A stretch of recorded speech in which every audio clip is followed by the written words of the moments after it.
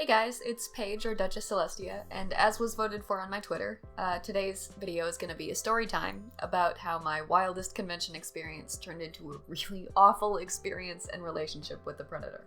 But first, let's talk about what I'm drawing today.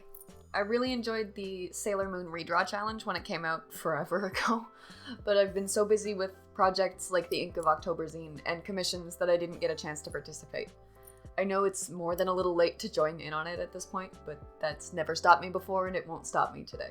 And while we're still on the topic of the art, I'm still using Procreate's time-lapse feature as of this video, and while it works okay, you'll see that there are quite a few moments during the video where it doesn't look like anything's happening, and that's because I'm working on small details and it's so zoomed out that you can't see them.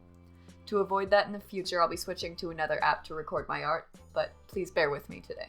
Okay, so one big warning before we get into it. I know the title kind of makes it clear, but this story is about a predator. It contains mentions of pedophilia and a relationship between myself, a 14-year-old girl at the time, and a 24-year-old man. Nothing explicit or graphic is mentioned, but there are sexual themes to what happened that I do mention. Please do not continue listening to this video if that will upset you, because that's absolutely not what I want to achieve. I have told all of one person about this in my life, and the last thing that I want to accomplish by telling more people is to trigger them or upset them. Alright, so I'm 14, and to preface this is my Wildest convention as an attendee, not an artist, because my art at 14 was horrific. Anyway, me, my dad, and my best friend are driving halfway across the country to go to this awesome convention in another province. We've been there once before, so we're maybe a little too excited. We bought dollar store t-shirts and wrote our favorite anime all over them in Sharpie along with the convention's name and year, and we wore them on this 10-hour road trip. And you would think a 10-hour road trip would seem daunting to two 14-year-olds, but we were so unbelievably excited that we actually had quarter-hourly photo time, which I'm sure drove my dad insane, where we took stupid-ass photos together for almost the entire drive there. We had also printed out pictures of our favorite anime characters, and for whatever reason, decided to paste them all over the car's windows. Like, not facing outside so that everyone could see our favorite anime characters, but facing inside so that their influence could just watch over us. Hers was Light from Death Note, and mine was Izaya from Durarara, because that's who I was cosplaying that year. This was peak cringe time in our young weeb lives, and we were vibing with it without the slightest semblance of shame. Anyway, the wildness of the convention actually starts on the road trip, during which a fucking hawk swooped almost directly into our windshield, which was potentially the most terrifying experience of my road tripping life. We also got lost and briefly tried to sleep on the side of the highway in the car, and every single time a car went by, ours would shake like crazy, which was also unbelievably scary. But we get there safe, and we are thriving. We get autographs, buy way more stuff than adult me could ever justify, and just overall have a great time. But before the con, I had been on their forums looking to find other Durarara cosplayers that would be coming so that I could meet up with them. And I found one in particular that I had actually planned to meet. I was using the name Conra because I was a weeb and I thought it was a cool reference. So I'm at the con, I'm in line for the exhibitor hall, and another Izaya cosplayer comes up to me and asks if I'm Conra. How I respond to this is still the cringiest fucking moment of my entire life. And whenever I remember it, I transcend out of my body into my own crushing little dimension of embarrassment. I mishear her, think she has the character that I'm cosplaying wrong, and because I don't want to seem like a weeb at a convention of weebs, I intentionally mispronounce Izaya's name and say, no, I'm Isaiah. This isn't relevant at all, but it honestly keeps me up at night 8 years later, and every time I talk about it, that exact moment comes back to me in horrifying, crystal clear detail. But anyway, we clear up the misunderstanding, introduce ourselves, and chat while we're in line. She tells me about this Durarara photo shoot that's happening later that day, and tells me to come. This is the first time I've ever been invited to a photo shoot, so my tiny little heart is doki-dokiing all over the place, and obviously I'm gonna come. My best friend was not interested, and had panels she was going to, and the photo shoot was originally on convention grounds and inside, so I was fine to go alone, or with this new friend, I guess. We're at the photo shoot, and it's going great. I'm vibing, I'm super excited to be included and meet other fans of my favorite anime, and I'm really admiring this one guy's cosplay. He's cosplaying Shizuo, and if you're not familiar with Durarara, Shizuo is basically Izaya's sworn enemy. They hate each other. They're also the most majorly shipped couple in the fandom. I go up to him and tell him that his sign is really well made. For context, Shizuo tends to rip street signs out of the ground, and this guy had made one for the cosplay. We get to talking and decide to do a picture together. Now this guy is tall, and he's also very strong. For the picture, he picks me up by the shirt collar, which I did consent to and he did ask beforehand. And I am literally mid-air. My body weight is like a couple of grapes to this man. It's perfect for the character dynamic, and to be completely honest, I had never been picked up like a couple of grapes before, and kind of thought it was hot that he could do that so effortlessly. As such, I was pretty visibly blushing. And so it begins. The photo shoot then takes us outside for a different scene, and me and this guy are pretty much talking throughout the entire thing. It goes on for about an hour, and then we're back to the convention grounds and just hanging out with this big group of cosplayers from the photo shoot. As it turns out, this guy is best friends with the girl who invited me to the photo shoot, who, by the way, knows that I'm 14 at this point because we talked about it. Hang out with them on and off for the rest of the convention, and me and this guy hit it off.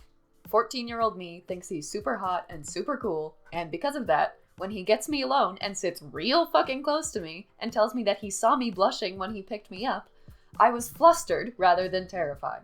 This is what's really fucked up, because all 14-year-olds consider themselves adults. They all think they're grown up and should be treated as such. But as a 22-year-old now, I cannot fathom knowing that this girl I'm flirting with is 14 and still looking at her like a sexual creature that's a potential prospect for him. It's horrifying. But I didn't see that then, so when the convention was ending, I was really sad that I wouldn't get to see him anymore.